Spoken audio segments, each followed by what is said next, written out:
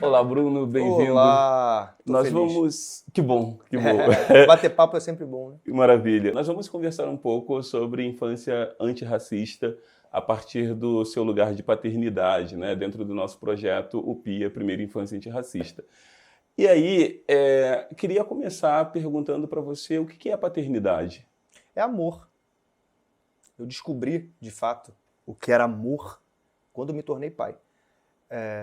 Até você se tornar pai, você acha que entende sobre o amor, que já vivenciou o amor, mas eu acho que o amor supremo, o amor visceral, o maior amor do mundo é quando você de fato se torna pai, cara. Uhum. Porque tudo passa a fazer sentido. E o que não faz sentido, você naturalmente passa pela sua vida. Sabe? Você passa a dar valor ao tempo, você passa a ouvir o outro, você passa a enxergar o outro de forma completamente diferente. Então, as minhas escolhas, não só como pai, mas profissionais, passam a fazer sentido, porque tem que fazer sentido, porque é tudo por eles e para eles. Então, acho que a paternidade, para mim, é a descoberta do amor. E aí você é um pai de 3 crianças, Três né? crianças. 2 dessas crianças são crianças negras. Crianças negras. E aí, nesse sentido, eu queria saber o que para você, o que te trouxe de letramento racial essa paternidade, né, de 2 crianças negras? Cara, foi a paternidade de 2 crianças negras que me fez enxergar o quanto eu era racista. Né? Eu digo para todo mundo assim, que até hoje eu sou um racista em desconstrução. E é verdade, porque eu estou descobrindo tudo. Porque primeiro eu me senti muito culpado. Eu senti muita culpa, cara. Eu fiquei muito mal. Porque como eu não enxergava isso antes? Cara, por que precisou eu me tornar pai para de fato enxergar o racista que eu era? Sabe? O racista que eu me deixei ser. Porque é muito fácil também culpar a sociedade, né? Eu sou racista porque a sociedade me... Não. Cabe a gente enxergar, olhar, estudar, se letrar. Foi o amor pelos meus filhos que me fez estudar, que me fez enxergar coisas que eu não enxergava dentro da minha própria família, dentro da minha própria casa, né? Dos meus pais, na escola. Quantas vezes eu fiz piada sem saber que estava sendo racista, mas sendo racista. Dane-se que eu não sabia, dane-se que eu não... Mas eu estava sendo. Eu senti muita culpa por isso, muito. E foi com a chegada da minha filha, com a Tissomo e do Bless, que eu passei a não só a enxergar e me ver como um racista em desconstrução e me tornar ativo para combater. Porque da mesma maneira que eu enxerguei essas atitudes racistas em mim, eu passei a fazer com que os outros percebam também. Sabe? E isso é muito importante. Sabe? Você começar a não só a se letrar, mas a letrar o outro também. E aí, nesse sentido, o que você está trazendo é a questão do afeto, né? O afeto Sempre. é esse lugar que causa transformação em você. Primeiro, ele te faz tomar consciência racial, né? E depois ele vai te fazendo tomar um lugar importante nesse diálogo, nessa discussão, de apontar, inclusive, situações de racismo que ocorrem. E aí eu queria, linkando com isso, te fazer uma pergunta que é: quais foram os desafios, então, que você encontrou nessa paternidade enquanto um homem sendo pai de crianças negras? Que desafios essa paternidade te trouxe? A primeira foi me perdoar e enxergar o porquê que eu fazia esse tipo de coisa. E a outra foi, cara, são um dos maiores amores do mundo. Não tem como essa luta não ser minha. Até porque deveria ser a luta de todo branco. E se a gente começou, cabe a gente lutar contra e assumir essa briga e não falar, não é meu lugar de fala. Tem essa, que história é essa? É óbvio que é. É seu lugar de fala, sim. Aliás, foi você que começou isso. Então, depois que eu aprendi isso, vivenciado pelo amor, o mundo se abriu, cara. O mundo se abriu porque não é só pelos meus filhos, sabe? É por mim também, pelo cara que tá do meu lado, é por você, é pelo meu afilhado, pela mãe do meu afilhado, é por ela que tá assistindo essa entrevista, é por ser humano, pô. Desde a hora que eu entro num restaurante e não tem nenhum cliente negro como a minha filha e meu filho, a escola dos meus filhos, que eles são os únicos pretos, entendeu? Então, é constante, se torna natural. Aham. Eu preciso disso para viver, porque isso me faz feliz, Sim. porque é isso que vai fazer os meus filhos fortes. Sim. Então, é meio tudo junto, misturado, sabe, cara? Sei. E ao mesmo tempo, eu tô aprendendo e tô ensinando meus filhos que me ensinam todo dia. Uhum. Então, eu acho que é parte muito natural quando você cria seus filhos na base da verdade. Uhum. Eu não minto para meus filhos. Até porque eu não vou conseguir mentir para meus filhos, porque eles já têm 8 anos de idade. Então eles sabem quando eu vou num restaurante, eles são os únicos pretos, entendeu? Eles mesmo falam, pai, cara, não tem nenhum preto aqui, só a gente, né, pai? Falei, filho, vamos entender o porquê disso? Sabe? A gente, são esses desafios, sabe? Sim. E meu filho, que é branco, que tem 2 anos, quando começar a perceber isso? Eu acho que eu tô aprendendo junto com eles. Eu não sei se é a maneira certa ou errada, eu sei como é a nossa família e como é a nossa vida. E é assim que a gente vai aprendendo, vai entendendo sobre o letramento, vai tentando ajudar alguém. Isso que você está falando é ótimo, porque começa desde muito novo, né? Você está falando disso, eu estava me lembrando de um fato muito rápido. Minha filha tem 3 anos e ela estava fazendo o processo de convivência da escola agora há algumas semanas atrás. E aí ela estava chegando um dia comigo, é uma escola, enfim, de uma escola privada, onde a maioria das crianças são crianças brancas, e um dia a gente estava chegando junto, e aí tinha uma outra criança negra, que era o único negro na escola, que era o Samuel. E aí ele veio correndo, e ele ficou me olhando assim, ele me olhava e ria. E aí veio um outro menino branco e disse assim, você é preto. O menino branco olhou para mim e falou, você é preto, e riu. E aí o Samuel virou para ele rindo e falou, o meu pai também. Aí ele virou para o Samuel e falou, o seu pai é preto? Ou seja, foi a primeira vez que o Samuel teve a possibilidade de dizer naquela escola que o pai dele era preto, né? E aí eu virei para o menino e falei, eu sou preto, o pai do Samuel é preto, você é branco, porque existem pessoas pretas e pessoas brancas. Era a forma que aquele menino de 2, 3 anos podia entender.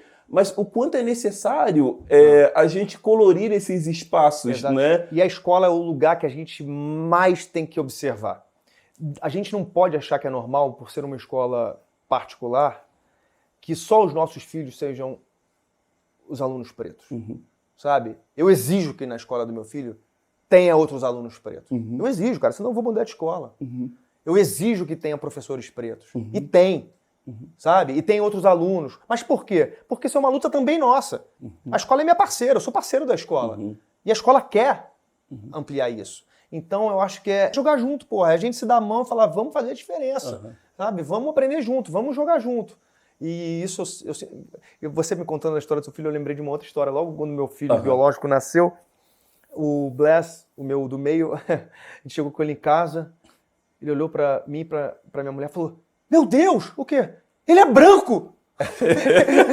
ele é branco, ele tomou um susto. Eu falei, ele é branco, porque ele saiu da barriga da mamãe e você é preto porque você nasceu na barriga de uma outra mulher, de uma outra mamãe. Então, essas experiências também eu acho que são muito importantes para o letramento, né? Porque não é só ter experiências é muito importante, inclusive nas escolas. Por isso que é importante ter alunos pretos também. Exatamente. Entendeu? Para você vivenciar experiências e dessas experiências você começar um ensino para passar para dentro de casa, da casa das famílias, né? Exato, exato. E aí, nesse sentido, a gente, infelizmente, vive num país que tem o mito da democracia racial ainda muito racista, forte, né? Exatamente. Racista e com o mito da democracia racial, essa ideia de somos todos iguais, quando na verdade não somos iguais. Não somos. É uma imbecilidade pensar nisso, porque a partir do momento que a gente não sai do mesmo lugar,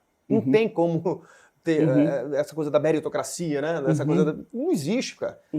Como que uma criança vai competir, uma criança preta que estudou em colégios públicos, que não comeu, que não tomou as vitaminas necessárias porque os pais não tinham condições financeiras, vai disputar vaga numa escola com uma outra criança branca que nasceu tendo tudo, que teve boa alimentação? Não tem como.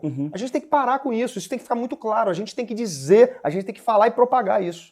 Te interrompi porque... Não, perfeito, tá ótimo. Eu acho que é sobre isso que você vai falar. Exatamente, né? Nesse sentido, é que vem a minha pergunta, né? Como é que a gente faz para poder empoderar crianças negras, né? Sobretudo famílias onde o cuidador ou a cuidadora, o pai ou a mãe, são pessoas brancas. Como é que pode contribuir ainda mais no empoderamento das crianças negras, né? Entendendo que meninos e meninas, inclusive, são educados até de forma diferente quando a gente fala no empoderamento de crianças negras, como, por exemplo, a menina, a questão da autoestima, né? De como ela se apresenta, o cabelo da menina negra, que muitas vezes é muito discriminado racialmente, o menino negro, que muitas vezes acaba se deparando com ele com 10, 12 anos de idade, coisa que já aconteceu comigo, de ser parado pela polícia com 12 anos de idade na rua e não está portando uma carteira de identidade e por isso ser um indivíduo suspeito, né? Então, assim, quando a gente está falando de empoderar as crianças negras, como é que esse processo acontece a partir da sua prática mesmo, né? A partir do cuidado que você tem com os seus filhos? Com referências e com a verdade. A verdade é reveladora e ela transforma. Com a verdade. Minha filha é linda, ela sabe que ela é linda, eu falo pra ela todo dia que ela é linda. Mas ela sabe que existe preconceito. Ela sabe que existe preconceito por ignorância, por falta de conhecimento, por maldade. Então, a partir daí, ela vai se empoderar. Porque ela não vai crescer num mundo encantado e de mentira e de fantasia. A partir do momento que ela cresceu tendo boas referências, sabendo quem é Rosa Parks, sabendo quem é Malcolm X, sabendo que ela é negra e os pais são brancos e que existe preconceito, ela vai se empoderar porque ela sabe que ela é maravilhosa, porque ela é inteligente. Então eu acho, cara, que a melhor forma de dar poder a alguém é trazendo a verdade e buscando o melhor dela, cara. Eu acho que... E trazendo referências maravilhosas. Então, cara, eu nunca vou esquecer que eu fui buscar minha filha na escola com a mãe dela e duas mães vieram. Giovana, preciso da sua ajuda. A Giovana, o que foi? Cara, a minha filha, ela quer fazer trança. E ela quer... Só que, olha minha filha, menina loura, de olho azul, com cabelo aqui, ó. Cara, ela quer ficar igual a Titi, o que eu faço? E a Giovana, a gente começou a rir, mas a gente ficou muito orgulhoso, porque é isso, sabe? A minha filha virou referência para 10 crianças brancas e de olhos azuis e querendo ser igual a minha filha porque minha filha é linda. Só que a minha filha sabe que é linda. E se alguém falar para minha filha que ela não é linda, ela vai falar, por que eu não sou linda? Ela teve referências, ela teve professoras negras, ela tem amigos negros, ela sabe da história dela, ela sabe que ela é africana, ela sabe que é do Malawi. Então eu acho que é a família estar junto, é dar amor e não mentir. Sim. Você falou da escola, né? E eu queria saber de você se você consegue lembrar, consegue identificar algumas situações, né? Algumas ações antirracistas que alguns professores ou professoras e a própria escola dos teus filhos desenvolveram e que de alguma forma marcou o processo educacional deles? Sem dúvida. Eu tenho muito orgulho da escola que meus filhos estudam. É uma escola antirracista. Eles têm professores negros.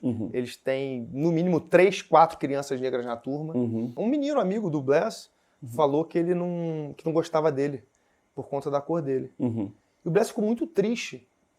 E foi na diretora. E eu queria contar uma coisa.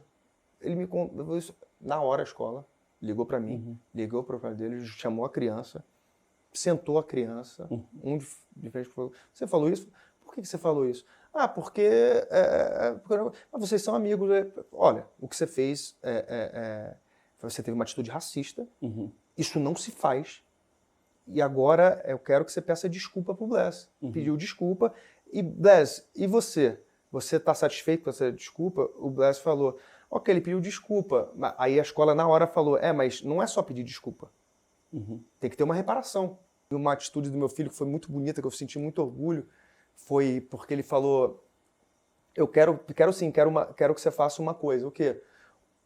Meu filho convidou ele para jogar videogame com ele e falou, eu quero que você não faça isso nem comigo, nem com ninguém. Porque eu me senti muito ofendido e muito triste Então você não deve pedir desculpas só pra mim, você deve desculpas a você mesmo. Porque... E, cara, isso eu fiquei tão orgulhoso disso, sabe? Porque o meu filho poderia ter só ficado triste. Mas não, ele foi na diretora, porque ele se sentiu mal, ele gosta desse amigo, ele sabia que não podia ficar assim, o amigo foi chamado na direção e ele foi punido. Então eu acho que é a reparação, né, cara? Porque é muito fácil pedir desculpa, pô. Né? É muito... Mas não é só isso, sabe? E foi na hora. Não foi por um conselho, não foi por um... Cara, e escola antirracista tem que ser assim. Sim. Você viu como é que é? Pô, olha, não passou pano. Ah, que não gostei. Não, foi uma atitude antirracista, foi uma atitude racista. Então os pais souberam que ele teve uma atitude racista. Em que medida, né, ser um homem famoso tem contribuído a partir das suas vivências familiares para que você possa contribuir para uma educação antirracista de outras pessoas brancas? Eu acho que ampliar a voz, né? Eu sinto que eu sou ouvido. Mas eu não precisava ser famoso para ser ouvido, eu sou branco. Então, quando é um branco falando sobre racismo, as pessoas escutam. Não enxergam como mimimi. Né? E isso é muito doloroso. Porque eu não sofro na pele. Por que me escutam? E não escutam quem de fato sofre. Então, aceitar isso foi muito difícil. E eu sei do poder que eu tenho, não só por ser pai de crianças pretas, mas ser branco e por ser famoso mais ainda. Então eu uso de fato a minha voz, eu uso de fato a fama que eu tenho para propagar isso, porque é pensando nos meus filhos e pensando nos filhos de centenas de pais pretos que não têm a visibilidade que eu tenho por ser branco, o que é muito triste, e por ser famoso. Eu não saberia hoje viver sem usar minha voz e sem usar o alcance da minha imagem. E aí, dessa forma, você mostra que as pessoas brancas têm um lugar de fala, sim, quando óbvio. A gente está falando sobre racismo. Eu acho tão absurdo isso. Eu acho que é uma ótima maneira de fugir, né?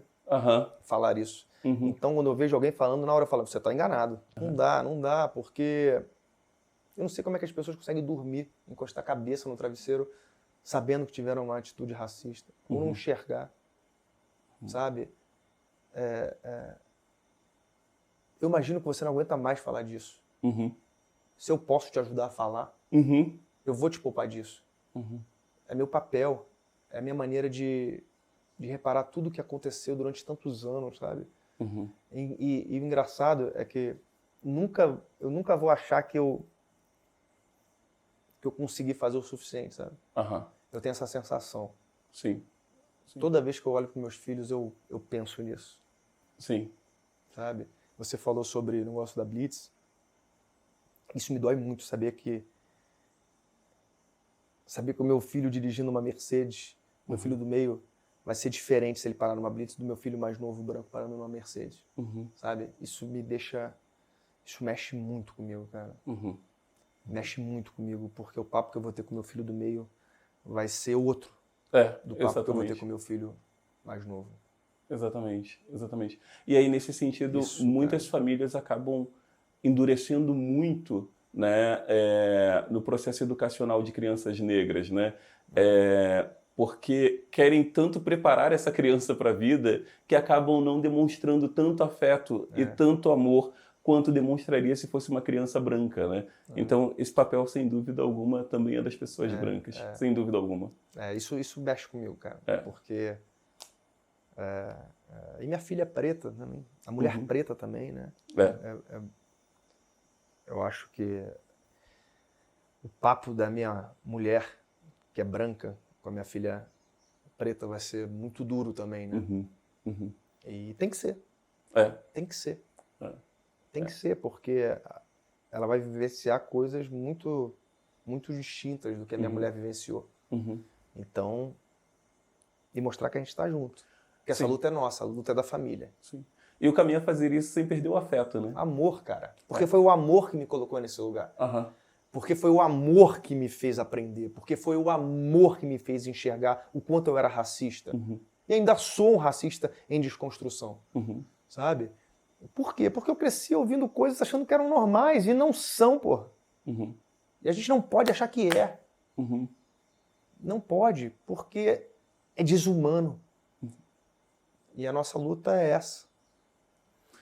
Obrigado, Bruno. Cara, eu falo pra caramba, devo ter falado Não, muito aí. foi né? sensacional. Obrigado. Fico feliz, é muito bom que a gente tenha outros papos, que você tenha muitos papos assim, porque eu acho que é só a gente debatendo, discutindo, que a gente vai crescer, cara. Que a gente vai aprender, que a gente vai ensinar, que a gente vai enriquecer. Né?